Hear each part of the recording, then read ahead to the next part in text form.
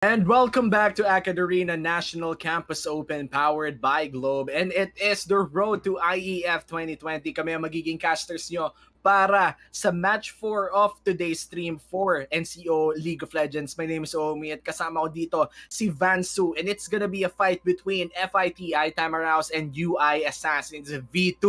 Ang tamang tanong ay nasaan kaya ang V1? Actually, hindi ko nga din alam kung saan galing yung V2. Kasi normally, pag V2, may V1 eh. No? Pero parang wala tayong nakikitang V1, Assassin's V1 dito sa NCO group stage. Yeah, and this is actually Assassin's first game in their groups. FIT is already 0-1, so things are not looking great for them so far. They want to win this game para makasecure ng 1-1.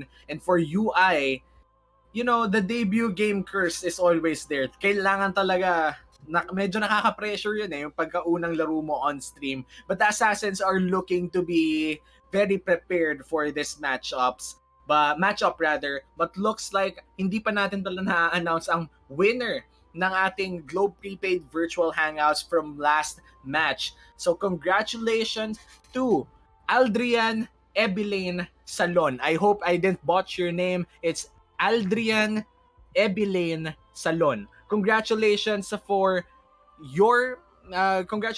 winning the Globe Prepaid Virtual Hangouts. He went in to share and hashtag UC win daw. And since nanalo yung UC, you get your 300 PHP worth of Riot points. But of course, tandaan mo message the page or check your inbox kung nag-message pa sa yung page. But of course, yan nga, Globe Prepaid Virtual Hangouts, always use the correct hashtags and always share your stream publicly. So far, balik muna tayo ulit dito sa ating standings. And Group A, looking to be very much done na. 2-0.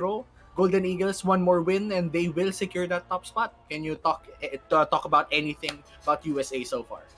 So actually, USA has been doing a great performance. We've seen their game kanina and syempre, medyo expect na natin sa mga games sa USA, they've been doing great. So kanina kasi DLSU almost tried to caught them sa game, no?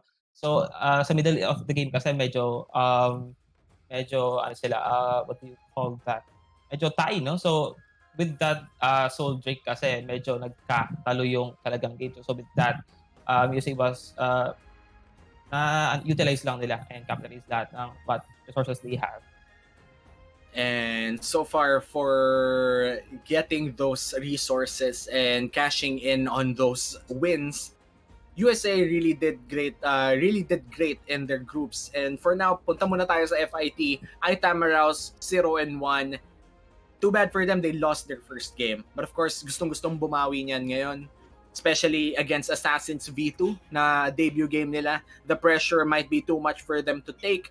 But of course, hindi rin natin pwedeng i-count out that they're here for a reason. The qualifiers wasn't easy and Assassins came out on top on their qualifiers and now they're here. Now they're fighting the Tamaraws for a spot outside the group stages. Again, the only team na makakalis sa group is the top 1 team. Kung hindi ka top 1 team sa 4 groups natin, then better luck next time na lang.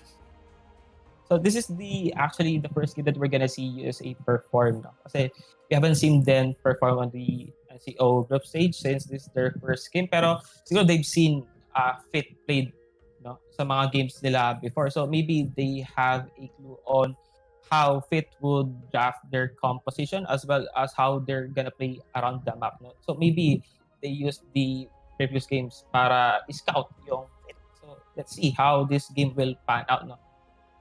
It's very important to scout out your opponents before you start the games. And FIT has more than enough tape, especially in our VODs, available in YouTube for AcadArena. Make sure to check it out. We're AcadArena PH, or Esports AcadArena pa rin ata in YouTube. Make sure to check it out. All of our VODs from every game that we've played here at NCO and UAC are available in the YouTube channel. So make sure to check that out. If you want to research on your opponents, it's the place to go. Or if you want to catch up with the collegiate esports action or campus esports action, youtube.com/AcadArenaPH. Make sure to check that out. But man, so far ngayon, FIT, sobrang dami nilang available VODs dyan. Assassins, ang kailangan na lang gawin ay manood.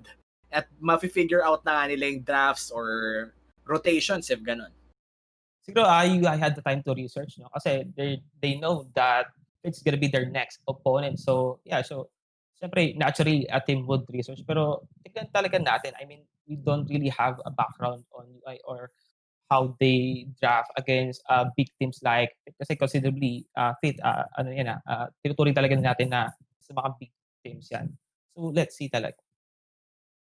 And right now, we're just waiting for the teams to be completed. And Assassins V2 are looking to be debuting with a mindset na prepared naman. But of course, you can be prepared for anything and still find yourself in a tough spot after a few moments, a few mistakes. So they have to stay wary regarding that.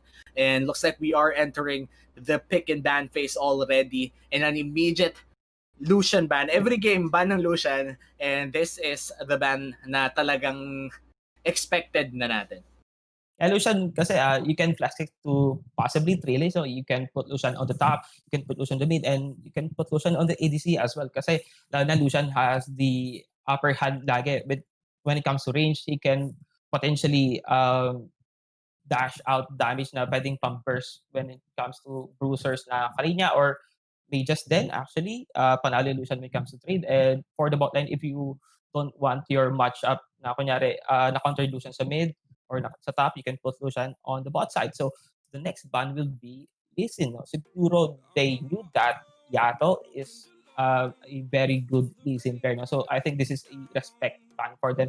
And lalo na Lee Sin, when it comes to objectives, he can potentially solo the dragon and he can easily pick up those kills, no? Kasi sobrang lakas ng gank ng Lee Sin. Yeah, Pantheon is one of the bans as well coming in from Assassins, and they are looking to ban out early game centric champions with that Lee Sin and that Pantheon. Meanwhile, for the side of FIT, looks like they're targeting the pseudo carries from other roles. Ito yung mga marksmen na hindi nanggagaling necessarily from bot lane, pero nakakabuhat din ng parang isa pang marksman. And speaking of marksman, another marksman ban, the Ash is out. But for Assassins, let's see kung ano bang magiging final ban nila dito. Well, I think for that Pantheon ban, maybe they want to deny that pressure sa bot lane ng Pantheon. Kasi Pantheon, one of the supports that can burst a carry no, sa early game, lalo na yung pressure that comes out from Pantheon na pag nag-take sila objectives, medyo, I mean, hindi talaga siya malakas talaga siya. So, Assassin's V2 would like to deny that out. So, for that Ash pick siguro, they do not want to give Assassin's V2 that Ash. Kasi Ash can be potentially they're engaged with that arrow as well as Ash is able to dish out a lot of damage for an AD carry. Yeah. And if you're looking at the bans right now at nagtataka, bakit walang third ban ang Assassin's V2? Here's the answer to your question. Our competitive admin team has contacted us here through our chat na hindi nyo nakikita syempre na merong violation ang Assassin's V2 University of Iloilo. They weren't complete in time, so na-penalize sila with one ban out. So ibig sabihin, dalawang champions na ang pwede nilang i-ban in the first rotation dahil na-late sila. Again, parang sa klase lang, pag na-late ka, syempre may deduction yun sa grade mo o may chance pa na mag-fail ka. So again, kahit hanggang dito sa AcadArena, huwag kang malilate. Punctuality is something that you should practice. It's so important to to act professional even in the collegiate league. But let's go back to this game. Nidalee and Volibear picked up for the Assassins and iTamaraws locking in that Jinrakan for the bottom lane and a Graves jungle. So for Graves jungle naman, kasi we've seen Graves dominate a lot of games, especially in pro plays. No? Kasi Graves potentially in terms of 1v1 sa jungler, kaya niyang i-deal damage na malakas sa mga junglers, lalo na mga Nidalee or kahit anong junglers, Hecarim, let's say Lilia. So yeah, so that's possibly yung reason but pick yung first Graves. So yung for the side of UI naman yung Nidalee. So Nidalee has been known na one of the best junglers na nagbo-wave clear. So yeah, so it's a good response no when they pick Graves kasi both junglers can even out no. So siguro nakadepende na lang yan how they would be able to farm out or at least snowball lanes or sa mga side lanes. So for the bot lane of Fit naman, so for that, Jin and Rakan, we've seen Jin pick a lot. We've seen Jin I've been picking a lot sa games na to. No? Kasi potentially, Jin, kaya niyang mag-counter engage with that curtain call. And Jin can also dash out a lot of damage, no? Kasi with that fourth bullet and those skills din. So for Rakan naman, I think gusto nila dito is engage sa bot lane. No? Kasi with that CC coming from Jin and as well as from Rakan's ultimate, siguro they don't want to let their bot lane mag-farm out. No? Lalo na they've been picking Kog'Maw. Yeah. And as well as that, Kassadin.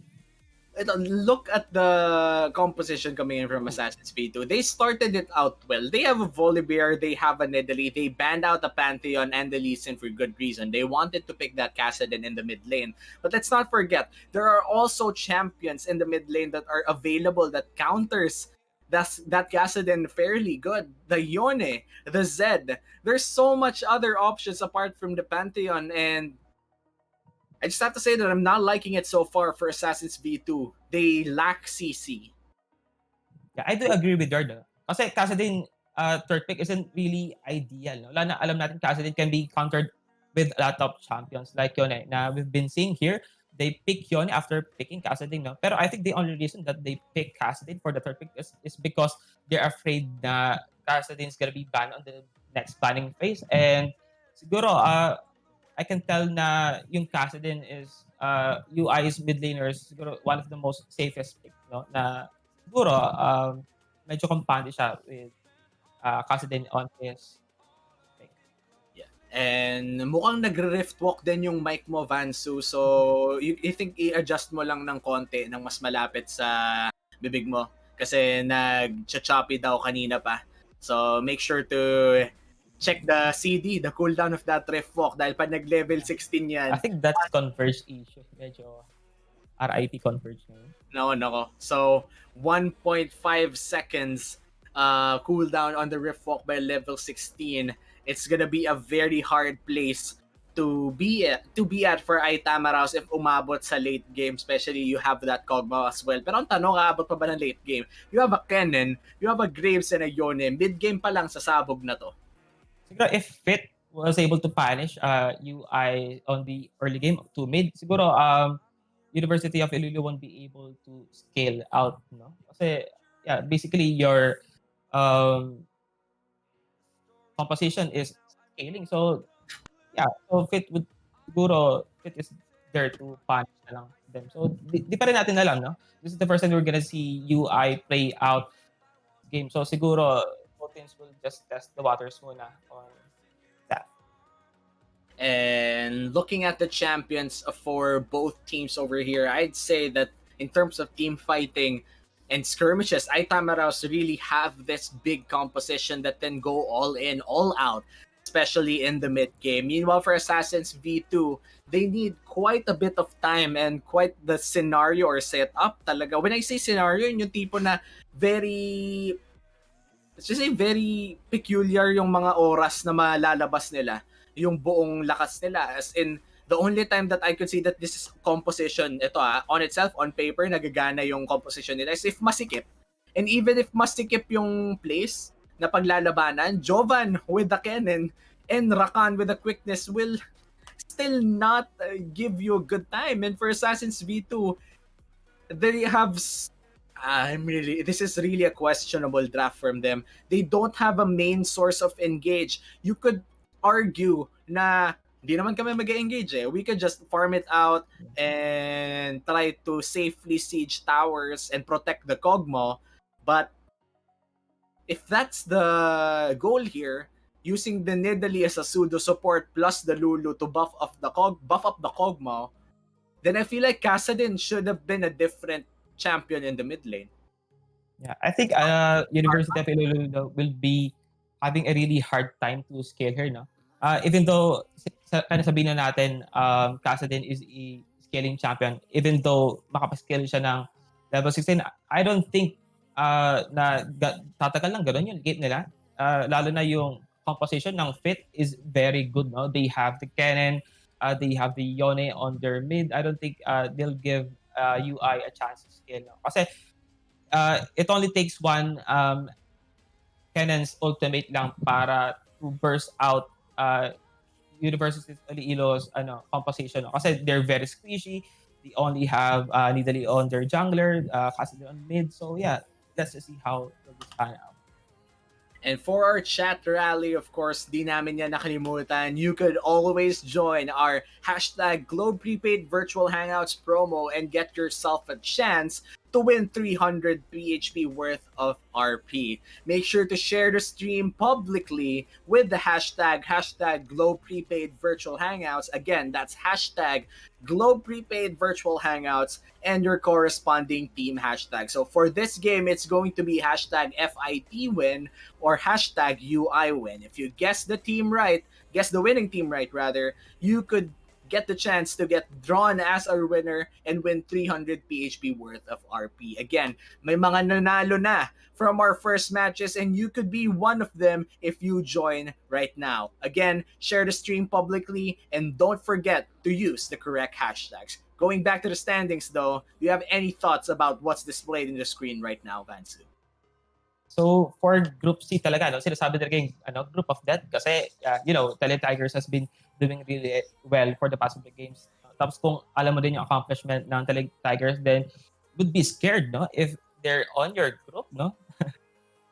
Yeah, and being in the same group as the Tele Tigers is almost very disheartening place, especially in Group C. Nakikita natin, I mean, Recticano Esports, talented team, natalo pa rin.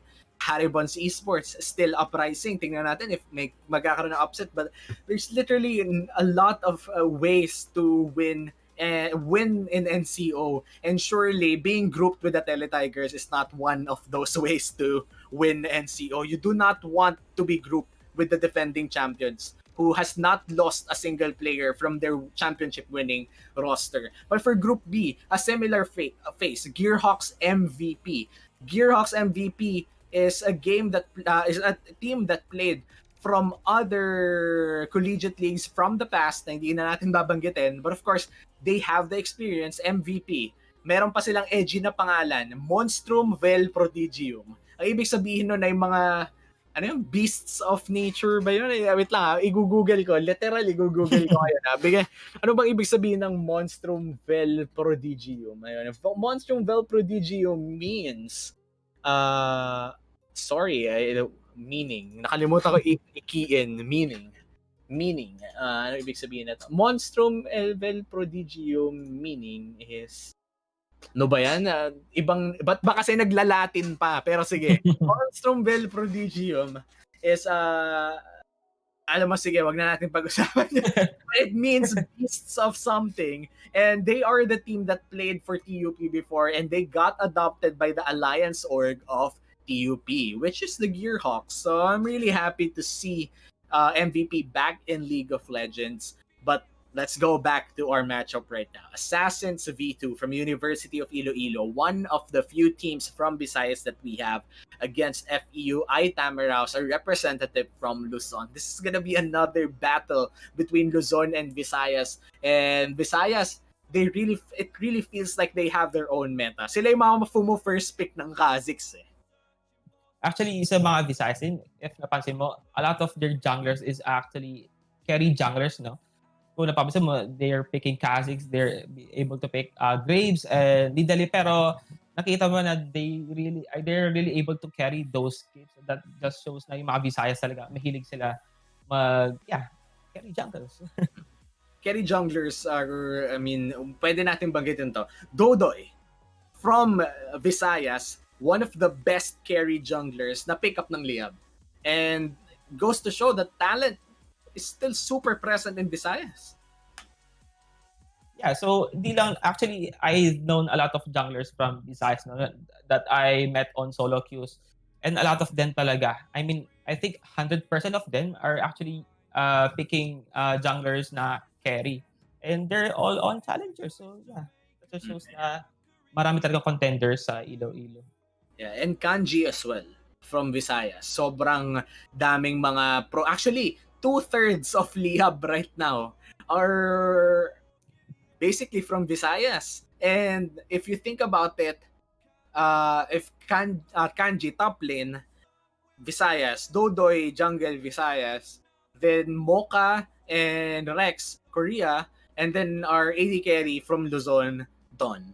And speaking of Don, you've coached Don before, back when he was still in the amateur teams. And what made him different from all of the other ADCs? Because it's so rare na makakita tayo ng mga star ADC in the Philippines, and we really chanced upon to see Don grow into the player that he is right now. What differentiates him?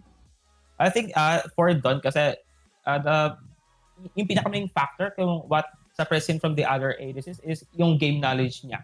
And siguro secondly, in how he positions himself inside the game. No? Lalo na yung in terms of farming, in terms of actually halos lahat, no? Arguably one of the best talaga ADCs here in Page na, actually napunta sa Liab, then lalo pang nag-improve when he tried to play on the Freya server.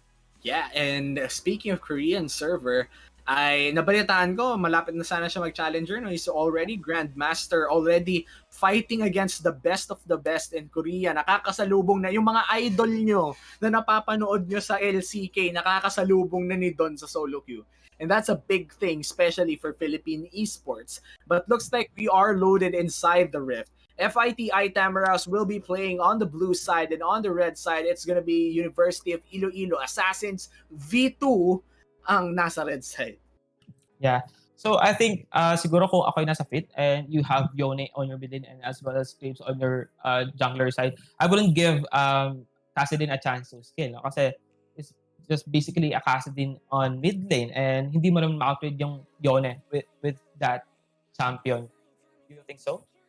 May possible ba na makaka-outread yung Kassadin for Not Yone? early on. Yeah. If you look at the base stats of one of the champions that I play personally a lot is Kassadin. And I just have to say that Kassadin has super low armor early on. Literal, less than 20 yung armor niyan. You have to wear double armor rune set for you to have at least 29 armor. So, ibig sabihin lang nun, against AD champions like Yone, wag lang siya magpasaksak ng ganun, would be really disadvantageous for the Kassadin. So that's actually what I do, no? When I play Kassadin. Lalo na if I get lane with Lucian, I would also try to pick 2 armors on Myrons. Pero yeah, we're seeing trades on as early as now sa bot lane. Like yung W ng Rakan, hindi siya tumama, hindi nag-connect. So, Grand Entrance not landing there in the bottom lane, but looks like the level 2 power spike is there. The forces the flash out of Perks. Naku, nandito pala si Perks. Pero looks like the flash is available for the Jhin. Hindi niya i-burn doon dahil may shield na nga yung Lulu. Pero nagulat ako doon, hindi ko napansin. Nandito na pala si Perks sa UI. I didn't expect that level 2. No? Kasi yeah, so basically they're overextending na when Fit is about to go to level 2 and with Rakan on their hand, no, with that engage, siguro hindi nila na-respect. So we're seeing both junglers on the opposite sides. No? Looks like Needle is trying to get a gap here on top lane. Yeah, and Jovan looks to be very safe here. This is the edge of a cannon. May range siya, and he could always farm safely from a distance. And not only is he running Conqueror, but also, actually, he is running Conqueror. Ibig sabihin yan, every time na nagpo-poke out siya in an extended trade with his ultimate as well, talagang babakat yung damage ng Slicing Maelstrom. Looks like Graves was able to secure that scatter in bot side. He knew that Yone has a priority on that mid lane and as well as their bot lane. No? So yeah, that's an uncontested scatter. And for Nidalee din naman, no, he siguro probably knew that Graves is gonna be on the bot side. No? So he got that scatter uncontested as well. Yeah. And Kiseki trying to find an engage with this Rakan, zoning out Spirit and Perks here. Ray in the top lane though, the Nidalee is hovering around the corner. I don't think it's a smart decision to gank a cannon not the best way to start it unless Jovan oversteps too much. Yeah, I don't think this is a good idea. Oh, Oh no! volley. Yeah, so Jovan actually overextended quite a bit there. No? So maybe he didn't really expect that Nidalee would gank at Laming. Kasi normally when you're Nidalee, you just have to farm your way out sa early game. No? Kasi we all know that Nidalee has a very good wave clear. So yeah, so maybe that's exactly why he's trying to extend quite a bit. And na-burn ang flash ni Prediction doon at ni Jovan. But then again, that could have gone way better for the side of UI. They burnt a lot of resources to start that, but sadly for them, the cannon with the lightning ball plus the flash is more than enough to escape. And looking at the mid lane though, the Kassadin is holding up really well. But looks like the flash will be burnt to knock up Perks here. Perks already down with his life. Exhaust is there, and looks like the Graves will finish him off. No, make that the Jin. Perks go down for the first blood. They knew that Perks doesn't have the flash there, so uh, Graves was right exactly there to punish the Kog'Maw, no? Na siguro sinabi nila, hey, walang flash tong Kog'Maw, let's try to punch him. So that's exactly what happened. So Jin got the first kill. So maybe let's see how Jin would be able to capitalize this early lane on their lane. Yeah. And Jin getting that one kill against Perks here will give him the opportunity to buy an early damage item. Might be the BF Sword, and not only the BF Sword, but also the Boots of Speed. This is going to help him out in several trades in the lane, and Kog'Maw has to make do with that Vampiric Scepter instead. Yeah, that BF Sword for Jin is really massive, no, for the first back. I mean, if you would compare, Caldwell only has a vampiric skill, and Jin, meron na siyang Sword na potentially almost all of the AD carries na if you're able to first base na may Sword ka agad, that's really big na you have Rakan on your side, and potentially pwede kayong mag-access on early trades, no? Mm-hmm. And looks like the dragon will be spotted na may vision by UI. Spirit will be clearing out that Ocean Drake area. As in the top lane though, Prediction will be biting off, chomping down at those minions in the top side as the cannon will try to poke him down. But again, this is a fairly tanky Volibear with not only the biscuits but also the refillable pots as well. So I'm not expecting a lot of action here in the top lane unless may gank na naman dito si Ray Ray. Yeah, so that's one of the upper hand when you pick Kennen. No? Kasi we all know that Kennen has a really long range, no? Range siya when it compares to Volibear na nagsi-CS lang siya. Like literal nasa harap niya lang yung Kennen. So siguro Volibear's getting a lot of pokes, pero in terms of CS naman, it doesn't show na Kennen has a upper hand din. Parang sakto lang, no? Kasi na-burn yung flash niya. He is respecting Nidalee's potential gank. So, yeah. Ini-even out niya lang yung top lane. Yeah, and so far, the Nidalee is below the CS of this Graves. Oh. The knockup won't land here in the bottom lane. Oh, is there though, trying to find a way to go in, but looks like Fate Sealed won't be used so far. And going back to the mid lane, the Kassadin is giving quite the room to scale up. May catalyst na agad siya dito. Yeah. Actually, I actually didn't expect that Kassadin would be able to farm against Yone. No? So, siguro that just shows na this Kassadin really knows how to play that champion well. No? But for the bot lane naman, this is the second time that I think Kog'Maw has burned his flash from Rakan. No? Siguro a little bit overextending here. Bot lane. Yato trying to find a kill towards Ray Ray, but the leap is there. He will survive another day as the ulti won't land and the deadly flourish as well. Great sidestep coming in from Ray Ray, but the fight continues as the Kog'Maw is trying to find some damage towards Kiseki, and looks like both teams will be opting to back off instead. Yeah. So let's look at the CS gap between the junglers. So we have 58 for Graves and 38 for Nidalee. So siguro that just shows na yung early ng Nidalee isn't really that good. No? Kasi even you're able to get that flash from the cannon, actually parang walang nangyari after that. And Graves, nag-farm man siya from the start of the game. And yeah, that's why siguro Graves has a small bit of advantage in terms of XP from Nidalee.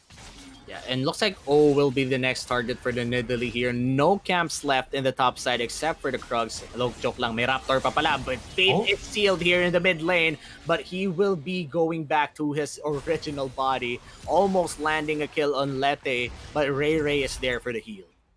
I like how Fit knows na this RH is actually free. No? They know that Yone has a party on his lane as well as yung Karen may party din sa lane niya. So yeah, basically the RH is free and yeah, the RH went from them uncontested. So let's see how they would be able to play out with this objective now. Saan ba nila lalagay yung RH? Mm-hmm. RH will be the key for sino ba naka-pick up ng RH dito. Mamaya na natin babalikan yon, but again, RH is the key for any team to get those playthings early, and Ray Ray with that Rift Herald would give UI the opportunity to at least even it out in terms of gold, because FIT right now is already getting that 2k gold lead just out of sheer farming prowess. Yeah, I agree with you there, no? Kasi arts talaga is the key to give gold lead on your lanes, no? As well as if you're able to get that first towers on any of that lane, siguro they'll give more map pressure, no? As well as siguro makakapag-farm yung mga carries nila. Mm-hmm. And looks like trying to find a kill towards Oh, Lete here. Nandito ang Volibear. The flash is used to go towards the safety of the turret instead. And that's the flash burn for The Volibear, great rotation. But look at this. In the top lane, the quickness is huge for a 4-man dive here. FIT making ways, making plays. Perks goes down, Spirit goes down, and that's not even a trade. yeah, that's a very nice ultimate from Ken, no? Yung slicing storm. Pero let's talk about the mid lane. Siguro, didn't really expect that gank coming from Bolivar, no? Kasi, Bolivar is top laner. Tapos bigla na lang nag-spawn sa mid. So siguro, is quite surprised there na yung result nun is na-burn yung flash niya. Yeah. And the dragon will be an Ocean Drake. Actually, 4 games na tayong straight na ang first dragon natin Ocean Drake dito. It looks like that's gonna be going to the hands of UI if hindi makontesto ni Yato. Pero in the mid lane though, Lete might be in trouble. But looks like the Ocean Drake is found out. Dash in with a smite, but the flash won't even matter. The knockup will land on the Nidalee and he has to flash back to safety. But Yato picks up Ray Ray, and that's gonna be the kill for the dragon. I think this is really questionable for it. Kasi after they were able to get 2 kills sa bot, they should have gone for the dragon kasi it's basically free. It's uncontested pero they went for a base instead. So yeah, imbes na free lane dragon, UI got the break instead. Sayang lang talaga. And not only that, they're also rewarded of 3 playthings in the bottom lane. Not yet the first turret, but still, playthings are playthings. And FIT is now up by 4 kills and up by 3,000 gold against UI Assassins V2. Yeah, so Fit just shows na they wouldn't want to let UI scale, no? Kasi they already have a almost 4k gold lead on Cloud units. This is quite massive for them. Oh no, in the mid lane, Fate's Seal doesn't land, goes back to his soul severely wounded, only to find a Kassadin ready for his meal. And now that Kassadin is 1-0, UI finally gets their first kill. Yeah, I didn't really expect that Cassidy would be able to get that kill from Yone. No? I mean, that's Yone, pero they knew that Yone didn't have any flash. So yeah, that's maybe the reason why Nidalee went to mid. And yeah, Cassidy got that kill, no? So maybe we're gonna get to see Kassadin scale quite a bit dito. Especially when they have the first leak na would potentially buy more time. Kasi kung nakuha ng Fit yung first dragon, so syempre yung pressure ng soul point nasa kanila. No? Kasi at the start of the early game pa lang, we've seen na yung Fit may advantage dito. No? So I think it's quite a big loss na nawala talaga na yung first. Yeah. Rod of the Ages already built for this Kassadin at may 3 stacks na nga. Already has the Tear of the Goddess and he will scale up quite a bit because of that. But looks like Jovan in the top side had the slicing maelstrom but didn't pull it off knowing na may flash dito sa predictions. I don't think that Shin first item on Volibear is that great, no? In Volibear, lalo na when you're laning cannon na that deals a lot of magic damage. I think it's really questionable. Pero I think naman for prediction, siguro, he knew that laning phase is about to end na, and siguro if they oh, Oh, Lord! That's gonna be the flash stun coming in from prediction, and Jovan won't get slowed down by the lightning. The spear doesn't land as well, and looks like that's gonna be another flash burnt for the side of the top side. And when I say top side, both top laners did burn their flash. so as I was saying earlier, the laning phase is about to end. So siguro that frozen gauntlet na Volibear's been trying to build, siguro maganda siya when you try to lane them with Yone, with Graves, with Jin, and Rakan na deals only physical damage. Actually, Yone deals quite a bit of magic damage. So, pero, I think Volibear's trying to go for a 3-4 Triforce.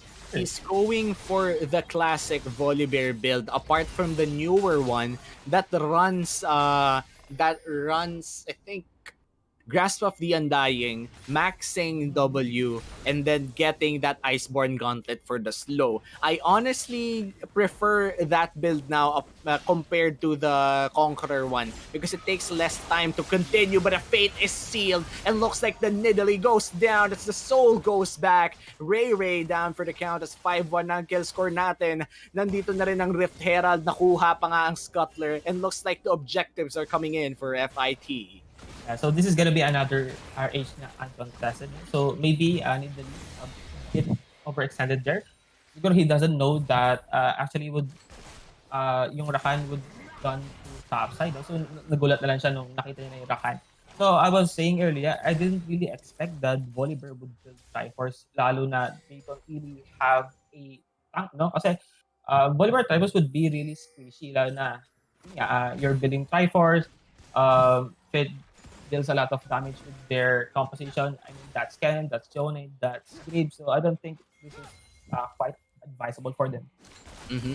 And going in for a more tankier build would have been better since wala rin silang dedicated tank. The only front line that UI has is this Volibear, and sadly, it's their only form of CC as well. Imagine mo yung only form of CC mo na pangmalayuan yung tumatakbo yung Volibear, tapos hopefully masampal niya yung AD carry. Aasahan na lang sana masampal niya yung AD carry para yun yung ma-jombag natin ng simula. Pero mukhang yung Dragon, sisimulan na dito ng FIT, and it's gonna be a Cloud Drake uncontested going to the hands of FIT. That evens out the Drake score, 1-1. But looking at the kill score, 5-1 pa naman, at may 5k gold lead na rin ang FIT. Things are looking bad for UI. They need to start pulling the trigger, but how can they if they don't have CC? Yeah. I think UI knew there that they can possibly contest that rig now, especially when Fate has a really nice composition na so that's Creeps, that's Yone. You can really contest that with that only Kassadin and Nidalee. So if you notice, the only engage that the version that you have is Volibear's Sun, no? So that's not really great for them. No, hindi talaga maayos yun dahil if Volibear is your main engage, then you're missing out on a lot of things. Let's look at FIT real quick. You have the Slicing Maelstrom, you have Fate Sealed, you have the Rakan. Those are three big engage tools that UI lacks. I don't think Kassadin would be able to come close sa champions ng Fate, no? Kasi they have Rakan to find Kassadin off, they have the Slicing Maelstrom.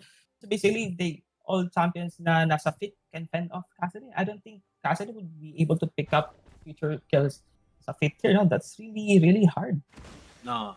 Napakahirap talaga na makakuha ng kills if you don't have the tools to start fights. And this is how important engage tools are. Yes, you have a Kassadin that will infinitely scale in the late game. You have a Nidalee and Lulu to support the Kog'Maw, but if you can't scale up to a point that when you have enough gold that you want to pull the trigger, then what's the sense of it? I'm really not a big fan of compositions that lack CC or lack the powers to engage because for one, in amateur or non-pro leagues such as the collegiate scene, it's always a necessary tool to be able to start fights because nagkakaroon pa ng lapse of judgment like this one. The quickness is used to immediately start the fight, burns out the Volibear ult, and now suddenly UI has literally zero engage tools. Yeah, I think that's really bad. No? The only form of engage they have is basically Bolivar lang eh. I'm really curious how UI envisioned themselves no, on the late game, no, how they envisioned themselves na how would be able to play now with that kind of composition. No? I think UI is quite lacking sa drafting. No? Even in the Champions League na lang, we knew that actually Fit has a upper hand here when it comes to composition. Yeah, and looks like the Rift Herald will be taken down by UI. Wala nang pangalawang bunggo. The Kassadin will be bumping him out of existence. Lipat naman tayo dito sa mid lane. Looks like the mid lane turret will be the next objective for FIT. Might be a dangerous part. 4 perks over here. That's a 2-man knockup plus a 2-man Fate Seal. The Jin won't even do anything as the backside. Ray trying to pick up with the Javelin Toss at hindi siya makapasok dito sa backside. And that's Barcode landing a double kill on the Volibear. Might be a triple if they find more. And they will stop the fight, go for the turret instead. That's a clean 3 for none for the favor of FIT. So that's gonna be the 5th topper in 20 minutes. I like how Fit's been consistently trying to punish UI. No? Kasi they knew that they have the upper hand when it comes to composition. So yeah, they're just basically there to punish them. Oh, might be overstaying a little bit against Lete here. Lete has the number 5 or number 4 Rift Walk, but looks like he won't survive after that pick up. Yato will be going on a rampage 4-0-5 on this Graves already. Si O lang yung medyo nagkakaroon ng sinok dito with a 1-2-5 scoreline. This is the second time that O died from Castle. Yeah. It's actually quite surprising na, that Yonica and the opponent you have is Cassadin, pero yet you died twice on Cassadin. That's massive for Cassadin. That just shows na alam talaga niya paano laruin yung champion na yun. And Kassadin right now already with an Archangel staff. Tignan natin kung kailan ba magiging Seraph's Embrace yan. But even if you have an hyper-scaling mid laner, the rest of the teams are really lacking in terms of gold. The Volibear is 0-1-0 and the Nidalee is 0-3-1. And again, Nidalee is not one of those junglers that thrive well if walang gold. Nidalee is made to press leads, made to maximize options that are already existing. And if you have less options because you have less gold, then Nidalee won't prove to be a very effective jungler. Again, Nidalee is only picked by teams who know that they're gonna go aggressive early on. But if you pick a Kassadin, you pick a Kog'Maw, and then you all may Nidalee ka na, then of course it won't mix up well. Yun yung problema ko eh. You pick an early game centric jungler but draft laners such as the Kog'Maw and the Kassadin. They really have to work on their draft next time around. I mean, even Kassadin would be able to build Seraph and potentially Zonya. Hindi pa rin sila makahinga dito. I mean, yung item gen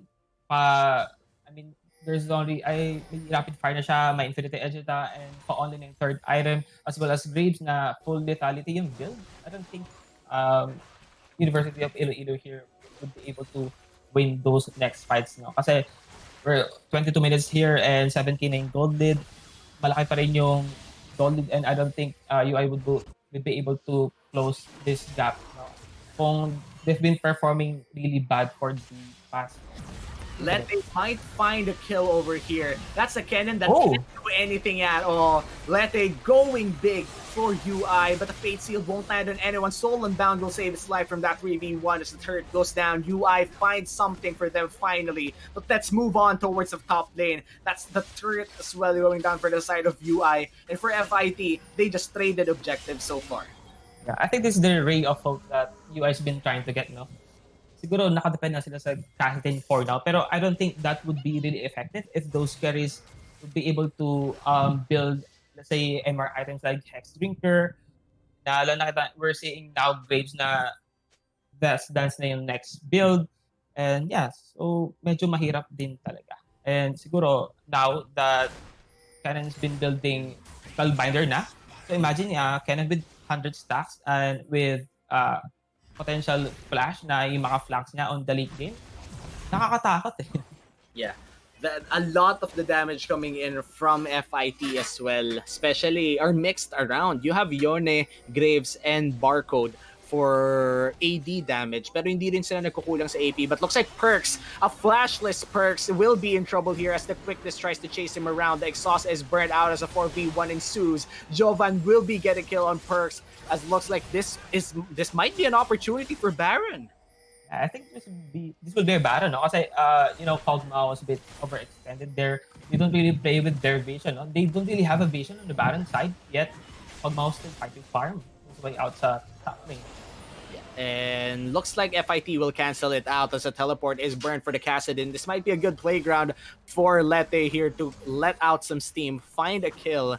He has the ability to do so already with that Sheen. Mas masakit na yung saksak niya niyan. Yeah. Pick here is in a position to start and turn the battle, no? Kasi they have that massive gold lead. You have that nice composition. Siguro they're just trying to bait UI's teleport, and Dali, it went really good naman. They were able to burn that teleport from Cassidy. Mm-hmm. And let's look at the scoreboard real quick, or maybe the items instead. Archangel's staff already fully charged. Seraph's embrace na yung item dito ni Kassadin. And Kassadin check level 15. One more level and he might be able to solo carry this game. But man, it's gonna be so hard for UI to do that considering that FIT right now almost have, let's say, 2 to 3 items per champion. And that says a lot. If you have 3 items, most items not only offer offensive stats but also comes with some defensive stats. And for a Kassadin who has a team severely behind, he has to find more than 1 pickoffs to keep up with FIT. Yeah. That 3 items with Dog, nearly 3 items sa carries ng FIT, that's really massive, no? When you try to compare the items sa UI's items na Kog'Maw has been recently built the Ginsu pa lang, and that first item ni Leandri, I think this is gonna be his second item pa lang. Pero if you compare it to Graves na almost a death dance na, that's a really huge gap, no?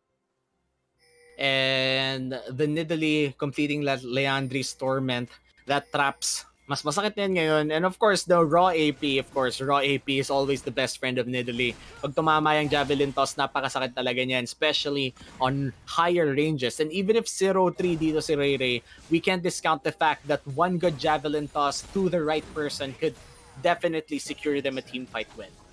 Yeah, actually. When you think about it, tingnan mo yung itemization ng Cassidy, no? At first, I thought that he was gonna build Zhonya's Argas kasi fits composition na may Graves with Yone with Jhin that deals a lot of damage. Normally, he would try to build Zhonya, pero instead, he's trying to build here Lich Bing. Oh no. Watch.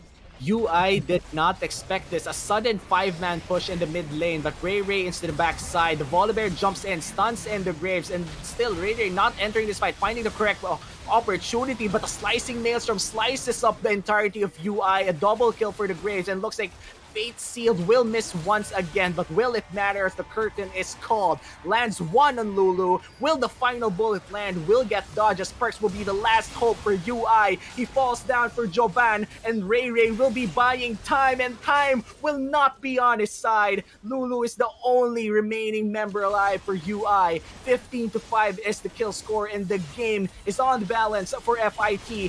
The FIT squad is going in for the ace. The turrets are going down as the Nexus is going to be exposed. UI fails to defend their base. Yeah, no. As we were saying, no, the only form of engage UI have is Volibear, and we've seen that. So yeah, so basically, we've already expected na UI is gonna have a hard time lalo na sa composition nila. When you compare it to FEU, medyo talaga mahirapan sila. Na yun nga, the only engage they have is Volibear, and they have a really scaling composition na nothing happened on the early game. I mean, the only good that happened to UI is when they got the first take. Pero after that, hindi na naging relevant yung mga laners nila. Yeah. And for Assassin's V2, I hope that the lesson here is to always draft accordingly And I feel like what went wrong talaga is that third pick Kassadin. Even if the Kassadin played well in this game, I mean, no doubt, he was the best player in his team in that game. But still, if you draft a champion such as the Nidalee and the Volibear that has a lot of aggressive maneuvers, you can definitely dive people left and right. I hope you should like, adjust. Kumbaga, get strong laners, get the early game push up because you know if you have a Nidalee and a Volibear, napakadaling mag-dive ng turrets yan. But again, nangyari na ang nangyari, and for Assassin's V2, the only thing that they could do is learn. And again, congratulations for FIT iTamaraws for securing their first win of the group stages. Anong nangyari sa FIT iTamaraws? Anong tamang ginawa nila doon, Vansu? Actually, siguro mas lumalamang yung mali na ginawa ng UI, 'no. So, if it was just there to punish them, they know that, the composition of UI isn't really that good. So, and I also agree with you there, 'no. Yung third pick Kassadin isn't really ideal, 'no. If you're gonna pick Kassadin and you're, on the right side, as well as capitalize na yung pagka-red side, 'no. Kasi basically when you're on the red side, you're able to pick, I mean, you're the last pick, 'no. So, that's where the Kassadin should come from. Na okay, this castle is good for our composition, na itong castle dito, I mean, siguro if you're going to pick Kassadin, 'no, tignan mo muna yung composition ng kalaban, 'no. If they have a, 380s, let's say, na Midori jungle, Syndra mid, siguro that's where, the Kassadin will enter na. Kasi yun nga, basically Kassadin, counter talaga siya ng mga mage, 'no, if is able to scale. Yeah, and looks like that's just about it for the side of iTamaraws and Assassin's V2 for our fourth game of the day. And mamaya natin i-announce kung sino bang nanalo sa ating chat rally. Muli kami ang naging casters nyo for this fourth match. At magkikita ulit tayo next week. Ay, actually, mamaya pa pala. My name is Tommy. Natapos mo na. With me is Vansu, and we will see you after a short break.